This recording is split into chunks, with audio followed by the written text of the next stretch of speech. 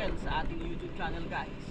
Kung bago ko pa lang sa channel ko, please kindly support my YouTube channel. Subscribe naman. Maraming salamat po. Late afternoon dive tayo. Hanggang patakip silim na.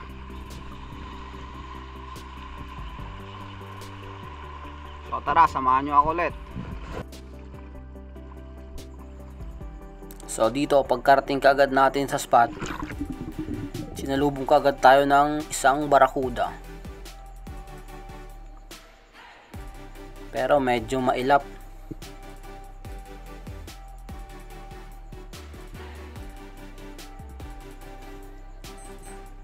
So dito, kunting-kunti na lang sana para ma-close yung gap natin.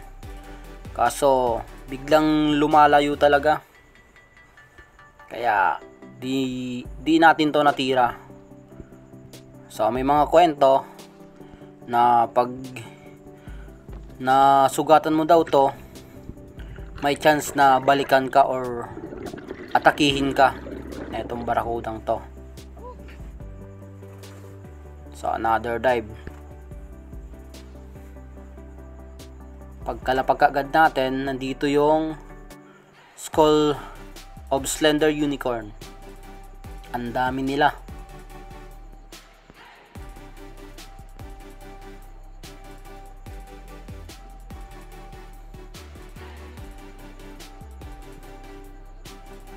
So nagmasid-masid muna ako sa paligid. Baka kasi bumalik yung barakuda.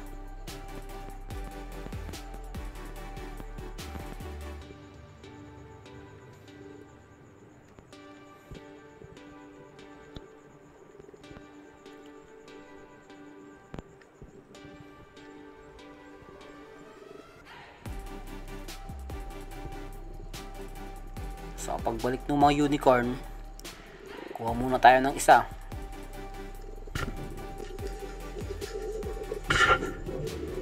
A good size of slender unicorn.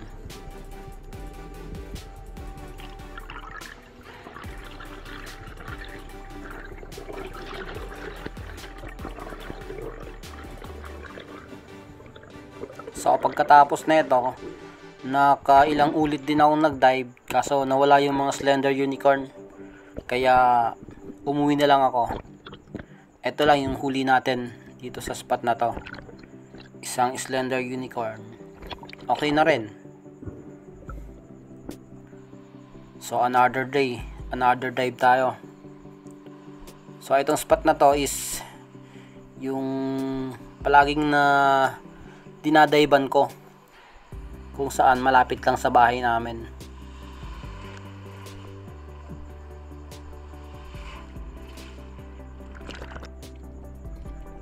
Load muna ng spear gun.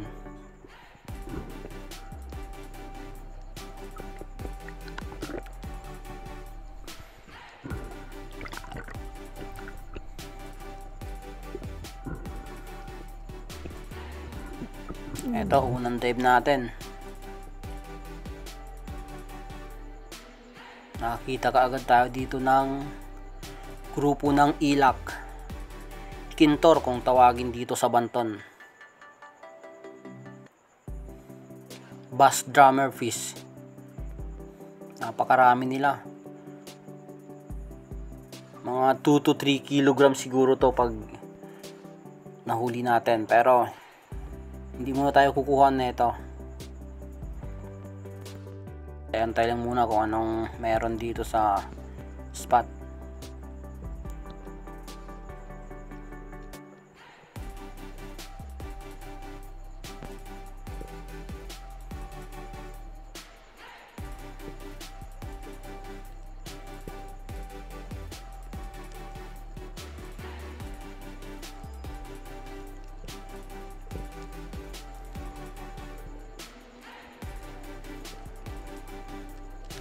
So walang nagpapakita, angat muna tayo.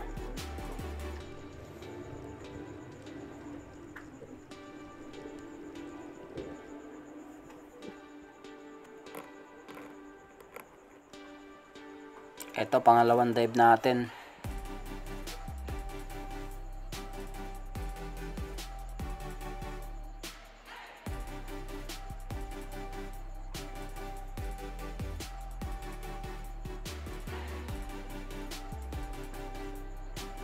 Wala ngayon yung mga dalagang bukid dito. Siguro nasa malalim sila.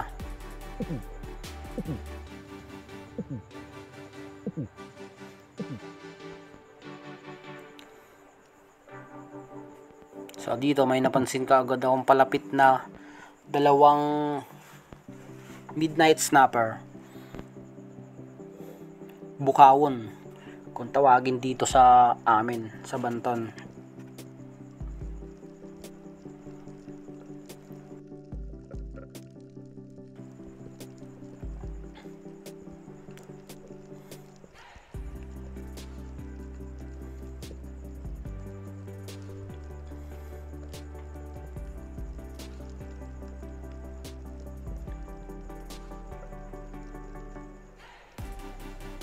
So, kunin natin itong isa.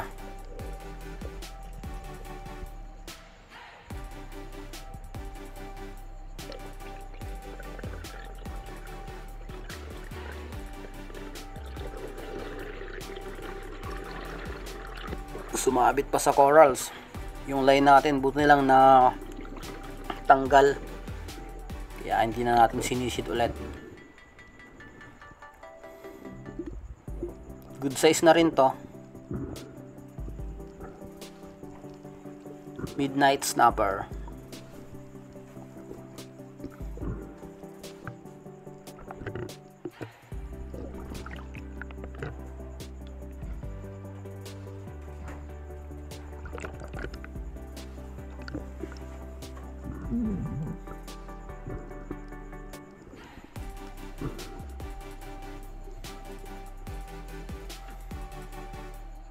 Another dive tayo.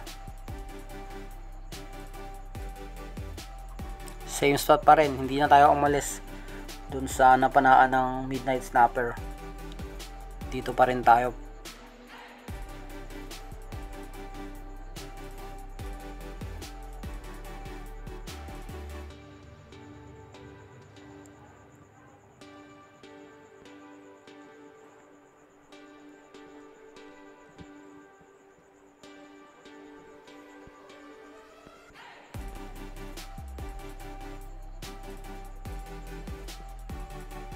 So dito may napansin akong dogtooth tuna.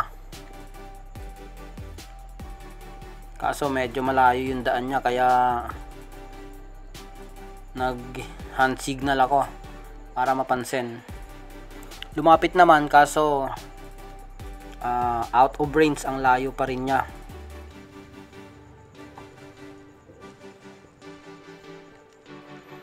Hindi na lumapit, napakalayo yung daan niya sa atin kaya hayaan muna natin.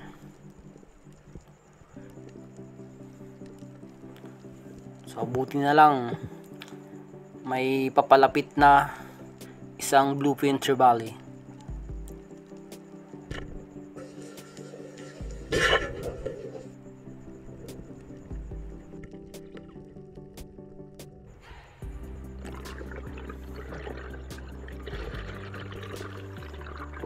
A good shot naman yung pagkatira natin.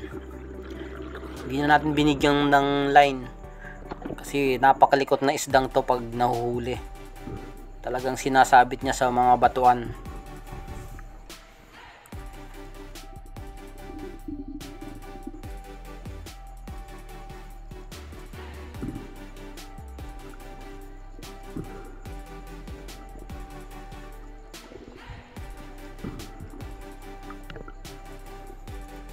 Good size of bluefin trevally. 2.5 kg on scale. Alright. Okay na rin.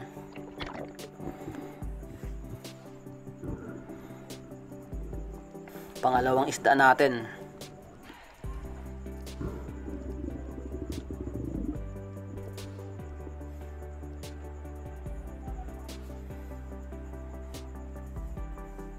Ito yung last dive ngayong araw na ito dito sa spot na to. Same spot pa rin doon sa nahulihan natin ng bluefin trevally.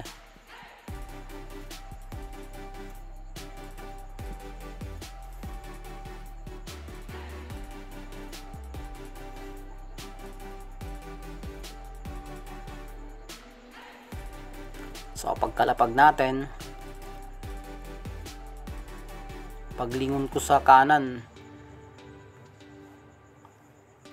may snapper pala, red bass. So napakalapit niya na.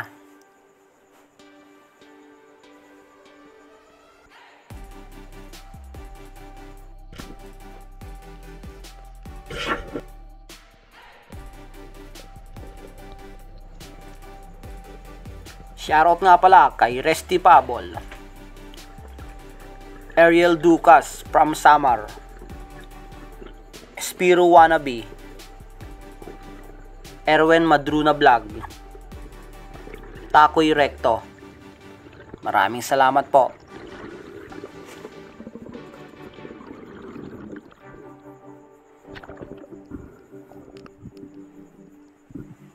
So ito na yung last na isda natin ngayong araw na ito. So, okay na rin. Naka 3 piraso tayo.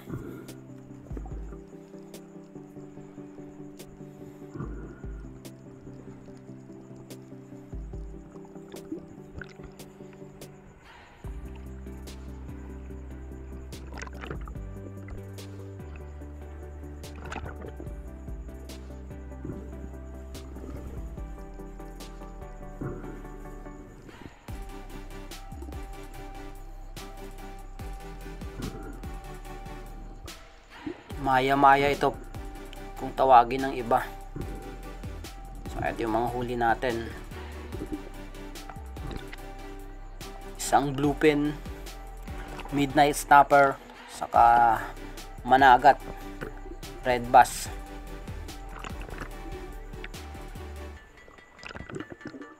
Goods na rin to. Naka 3 piraso tayo. So dito lumakas na yung alon, kaya nagpasya na tayong umuwi. So another day ulit. Dive ulit tayo. Balikan natin yung kung saan nakahuli tayo ng mga bluefin, saka red bass, saka yung midnight snapper.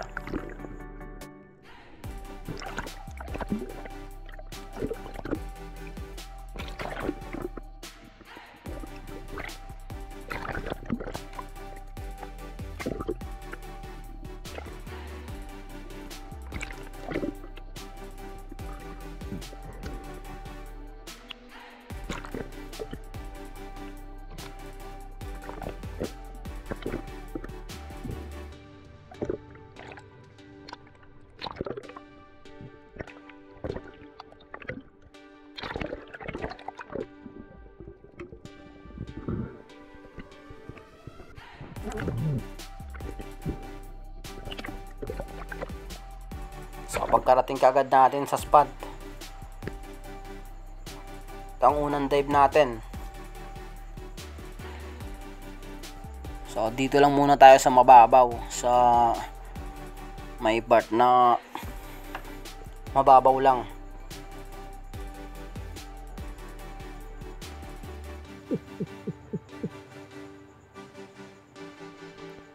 So dito nabulabog yung mga dalagang bukid. Akala ko may paparating na malaki. So nag-iiba-iba yung direksyon nila. So yun pala, School of Bass Drummer, Ilak. Ang dami nila. So ang lalaki, mga nasa 3 kilogram siguro to bawat isa. So hayaan muna natin yon.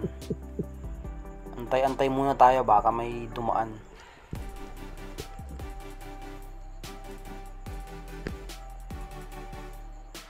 So another dive. Pagkalapag kagad natin, nandito ulit yung mga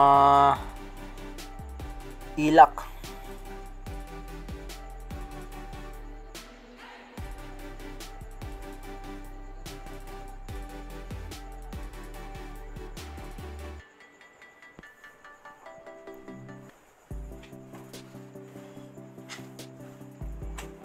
So dito kumuha muna tayo ng isa.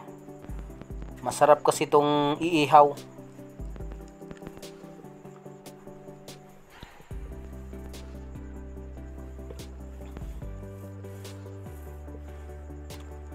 So kuha muna tayo ng isa.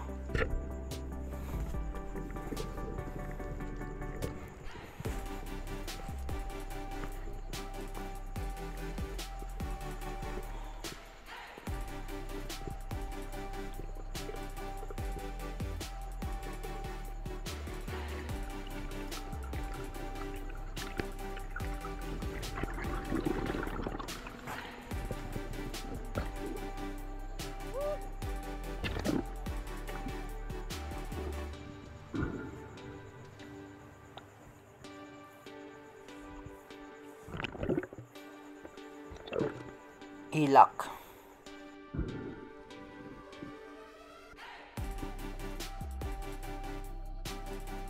So another dive tayo. Dito umurong na ako ng konti doon sa napanaan natin ng ilak. So pagkalapag natin, biglang nagsitakbuhan yung mga bait. So kaya pala nabulabog. Mayroong GT sa likuran natin. Kaso malayo na yung napansin natin.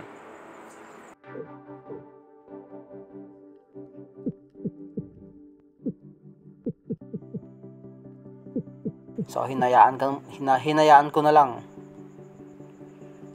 Hindi na natin hinabol para di mabulabog.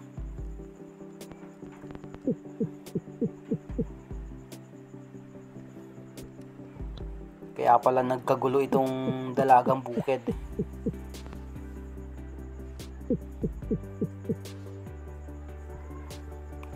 So inantay ko pa dito kaso hindi na bumalik.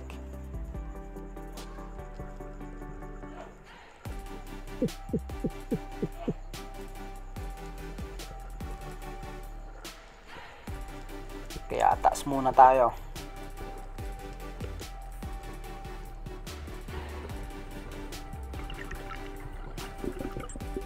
So another dive tayo. Dito habang pababa tayo, may napansin kagad akong isang snapper.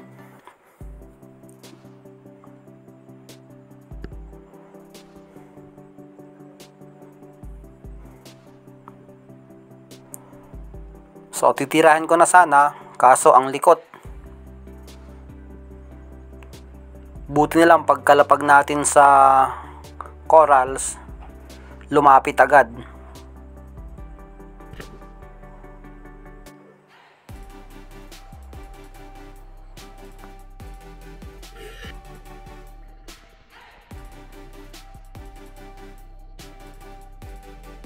So agad shot yung pagkatira natin. Sinabit pa sa batuhan. Pero diniretso na natin to. Kasi maganda pa yung hininga natin. Kaya kinuha na natin para wala nang pagsisid ulit.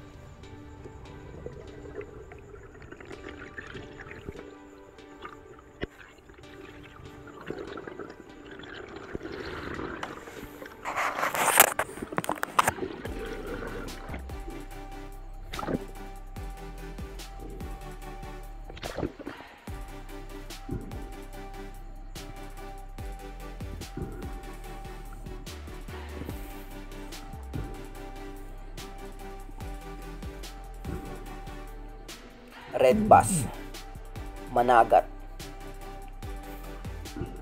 maya-maya kung tawagin ito sa iba. Dito sa amin, ang tawag na ito is bingaw. Kasi kung mapapansin nyo yung ngipin niya, medyo hiwa-hiwalay. Kaya tinawag na bingaw dito sa Banton. So isa rin ito sa napakasarap na isda.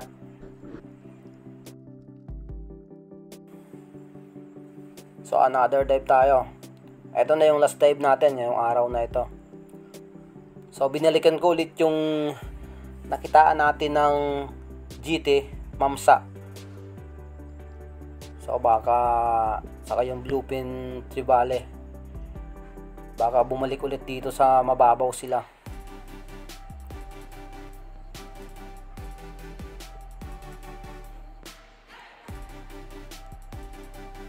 Napansin ko agad dun sa mga bait, biglang bumilis yung galaw papunta sa direksyon natin. So yun pala, may bluefin trevally.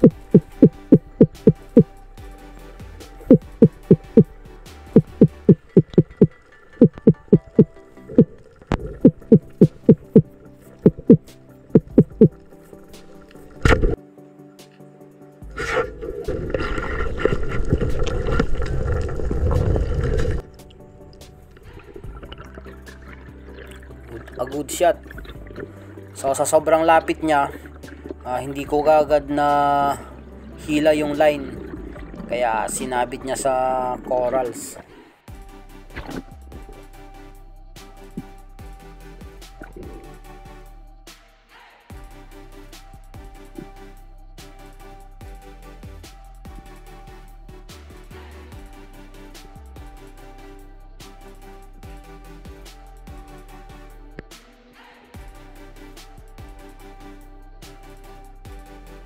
So ayun siya.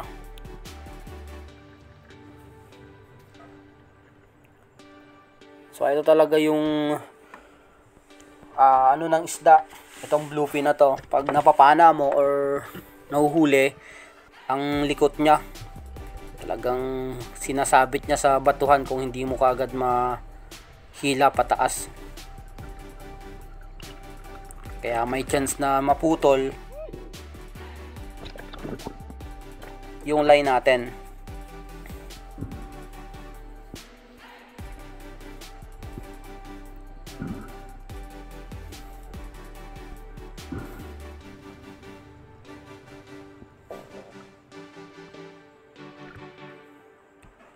So a good size of bluefin trevally, 3 kg on scale.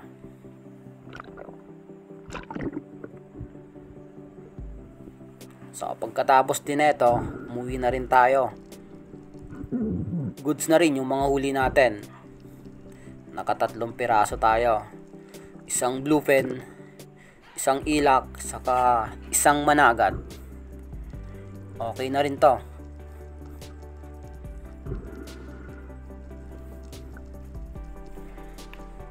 So maraming salamat nga pala sa mga walang sawang nanonood ng videos natin, sa mga subscriber natin. Maraming salamat po. Sa mga silent viewers,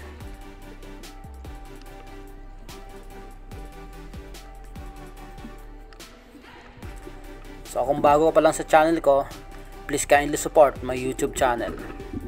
Subscribe naman. Maraming salamat po. So hanggang sa susunod nating mga videos, hanggang dito lang muna.